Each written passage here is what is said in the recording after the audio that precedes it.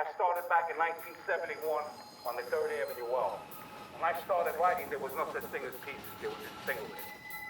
Getting around as much as I can, man. You know what I'm saying? You know, next, more, again, over. That's what it was. Next, again, more, over. Just bombing that train.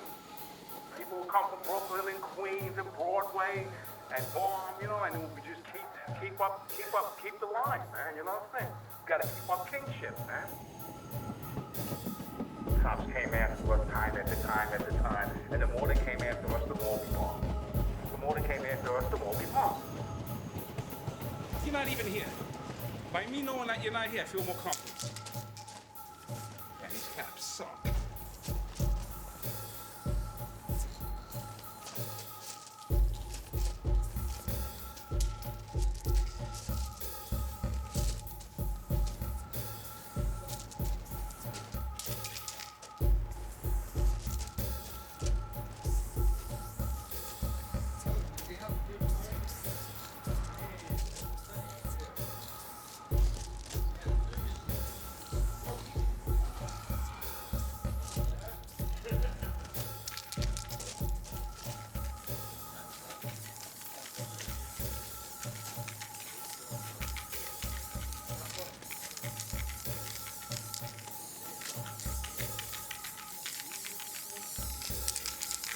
Like that mist, huh? Always mist the whole piece and then you come back later and thick coat it. Make sure you got enough paint. You know, first of all, God forbid you're on the layup and you don't have enough paint. Years ago, so I just used to mist it, you know? And then come back and keep misting it until it gets thick coated, so it comes out evenly. You know what I mean? I'm an environmentalist, you know, I like to conserve paint, you know what I mean? That's just a joke. You know, today I'm wearing my good clothes, you know? So I'm gonna do a piece like this, similar to this. A little blend, United Artist. That's Scenes Crew with PJ, Cap, Duster, and Terror 161. United Artist, you know? Oh, look at that. We got like a little bee over there trying to get involved with the piece, you know what I mean? I started back in 1971 on the 3rd Avenue Well. When I started writing, there was no such thing as pieces. There was just single hits. People would just do a GIF. You know, when graffiti first started, people would just do an outline, like say with an M, right? And they would just come along and, you know, they started a piece like this. You know, with little stars or dots and so forth. And after that, you know, they made it bigger and bigger. And then they started doing 3Ds and then clouds and then characters and then, you know, they used to do it bigger top to bottoms and it just exploded. And today, after all these years, it's become part of the art world, you know? This is what I'm told. It's all over the world, which is amazing to me because graffiti started in Philadelphia, you know, with cornbread and all those guys, like a Broadway style, and then these fellas moved up to like University Heights on Broadway in the Bronx, and like Joe 182, Tacky 183, cornbread, and you know, all these old guys, you know, Frank 207, you know. Then it spread all over to the 2s and 5 trains. You had Stay High 149, you had Lava 1 Straight Man, you had Super Cool 223, Lee 163, you had old school writers, you know, Tracy 168, Little Cross 1.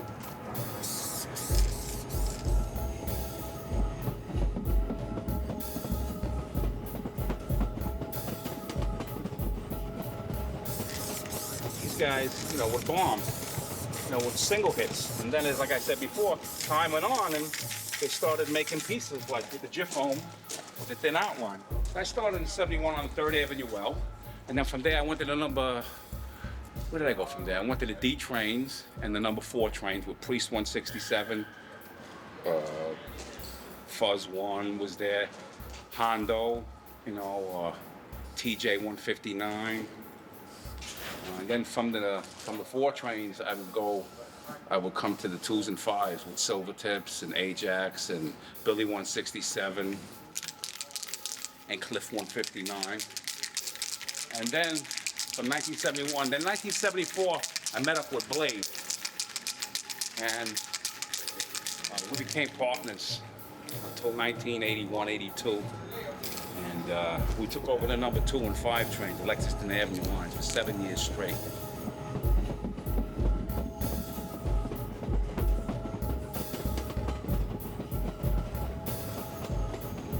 We had a lot of competition. You know, we had people coming from Brooklyn. We had Vinny. We had Cliff from Broadway coming. We had Scene. We had PJ. We had Roger, T, Stem, Dondi, Lee.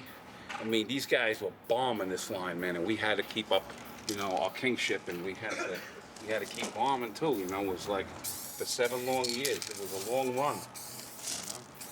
You know? At one time, I got to a point where there was so many pieces that me and Blade had to go over our own names. You know what I mean? I made about 5,000 pieces, you know, and Blade also did that too. And but we locked down that line for many years.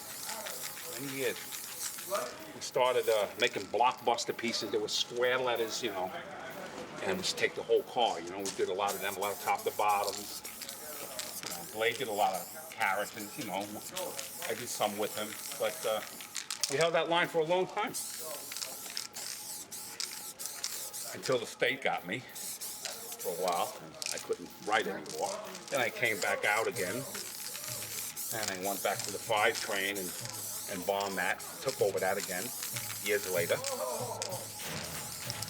But today, this is what's left, doing pieces on walls, you know. This is what it's come to, you know what I mean?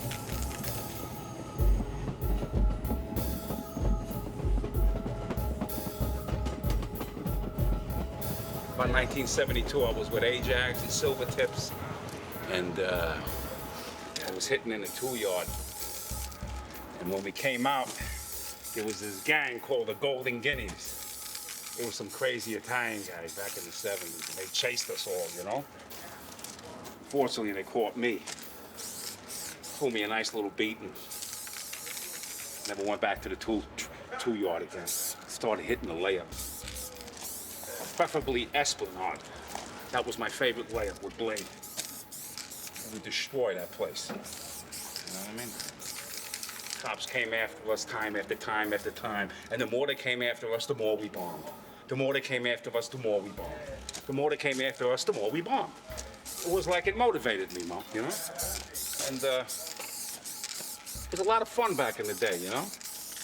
I mean, this is fun now, but there's nobody looking to get me, you know what I mean? So then they had the D-yard. When I used to bomb the D-yard, the Ripples and the Ding Dong. There you go. With Silver Tips. There you go. Then you had the henchmen and the Minister's Bronx, these white guys, these Irish guys. If you went, years ago, I used to go to Bedford Park on the D and go through this wooden frame. There was a window, and then I used to go down the gravel. And there was a couple of A trains and double C's. CC's on the other side. Me and Silver Tips used to hit them. But one thing, you never went out, when you came out of the yard, you went back the same way. You go back out. You know, you didn't go through the back because, like I said, you had the Minister's Bronx over there, and he's the henchmen. So they would kick the shit out of you. They didn't like graffiti artists. So every yard you went to, you had a crew there waiting for the kids. You know, at the time we were kids, you know, ready to beat our ass, you know, and take our paint and shit like that. And if you got caught years ago on the train, you had the all-Irish cops.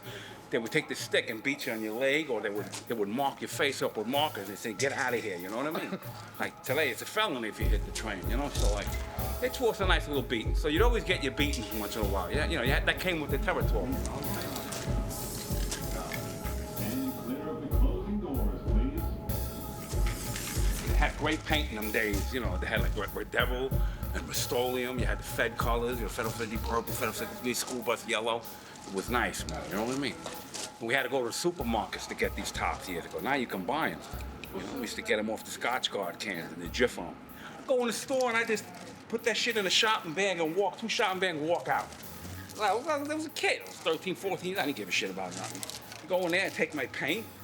If the manager came up to me, I knock him out. It doesn't matter. I was a crazy kid. I didn't care, you know? So it didn't matter to me, Mo. It didn't matter. Nothing mattered, Mo. It was just bombing that train, you know what I'm saying? Getting around as much as I can, man, you know what I'm saying? You know, next, more, again, over. That's what it was. Next, again, or more, over. You know what I'm saying? Every car, Comet Blade. And that was it. That was it.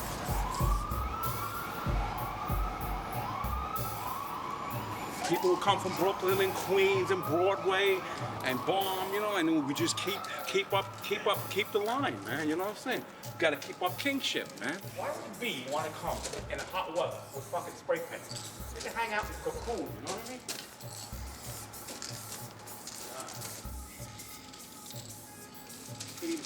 Yeah, now we're talking. Now we're moving along here. Now we're moving along. There we go. See what I'm talking about? The real fat tops, you know what I mean? Like the old days, the old Jiff home.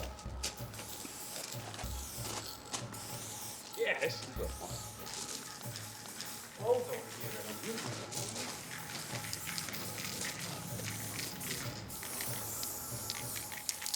Sometimes it would take hours, like 2-3 hours to do a top to bottom whole car, maybe 4 hours, depending if you were doing a character also. You know what I mean? Or what you were doing, depending if you were just throwing it up there or you're doing something nice. Like I remember I did 2 whole cars one time. I married two married cars. I did CO, half of the MET. That took like 2 days to do that. I had to come back and do it. You know what I mean? Sometimes I used to sleep overnight. Get sandwiches, you know, a pillow and everything. Get my beer, you know, my paint. My girlfriend years ago, we used to sleep in the train. Get up next morning when they were laid up, and you go back to work. It's like a job. You know?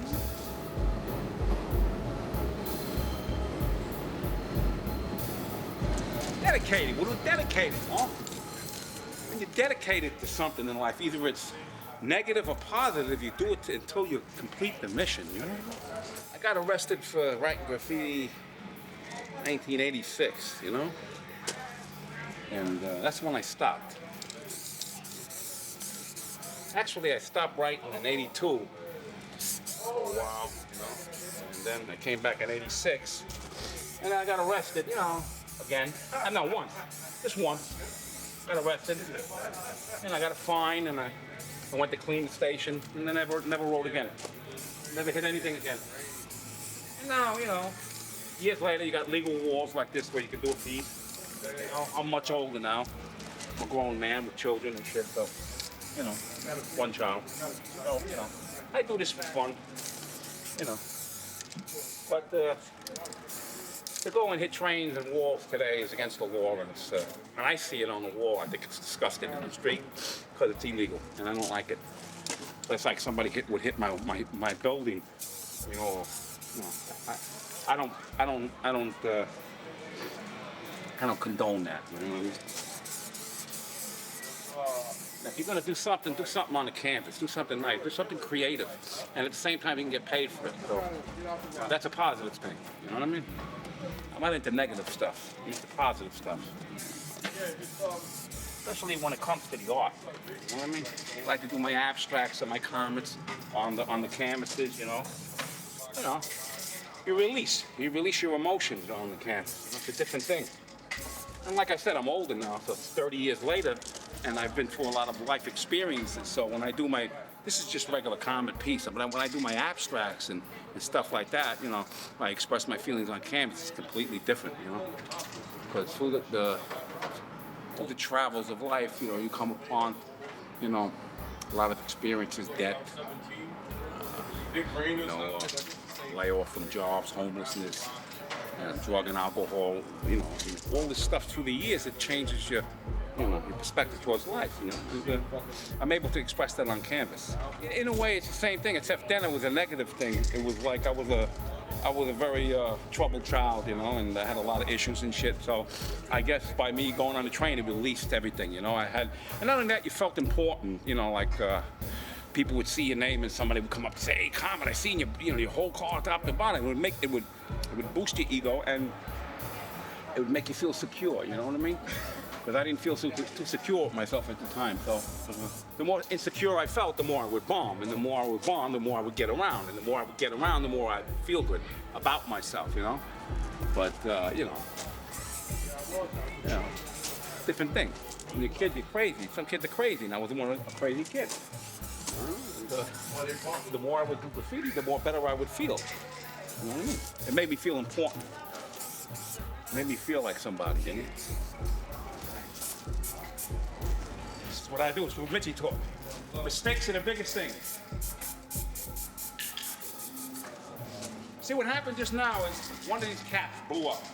So this is talking about creativeness. So I said to myself, now that the cap blew up, I'm gonna spray it and make some designs with it. You have to utilize your surroundings at all times.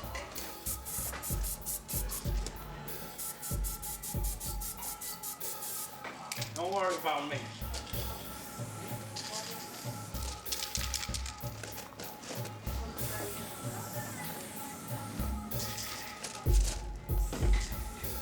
In their right mind, outlines they eat first. That tells you something, right?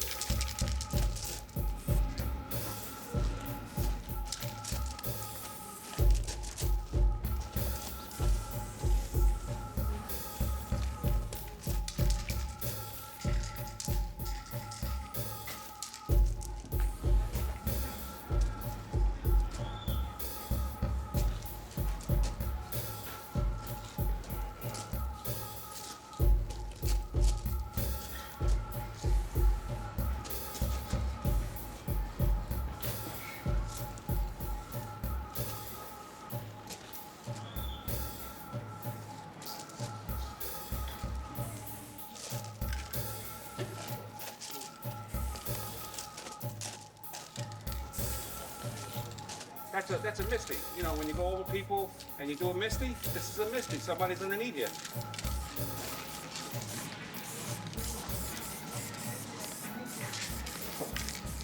Come on, you motherfucker.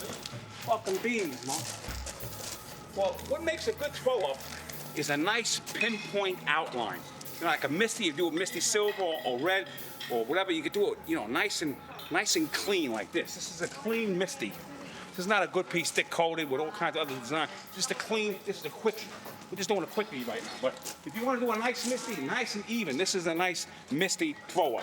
Oh, a fella named AJAX, he used to write AJAX. And I was like 13 years old. And he says, oh, I'm writing on trains, I write AJAX. I said, all right, then I'll write Comet. So his name was Joey, a long time ago, you know? Then I started to write Comet, you know?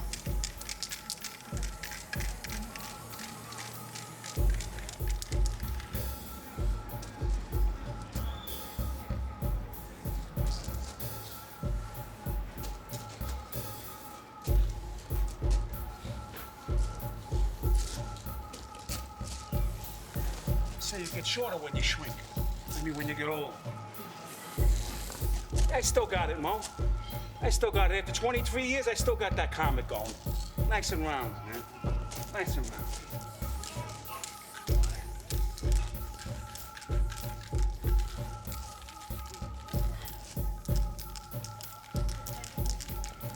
Still got that throw-up style. I'm gonna write my boys now. Nice artist. Hold on.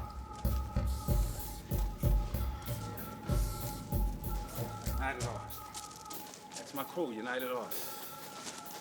You got Scene, PJ, Cap, Comet, Terror 161. Terror 161. Hold on. Get this guy. I want this guy in here. Terror 161. The Walter Cronkite of graffiti. He knows everything that's going on. Very good historian. I'll do something for you, decent, right?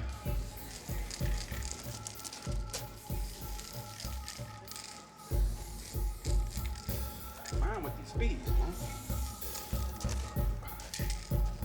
This is what you call a decorative misty.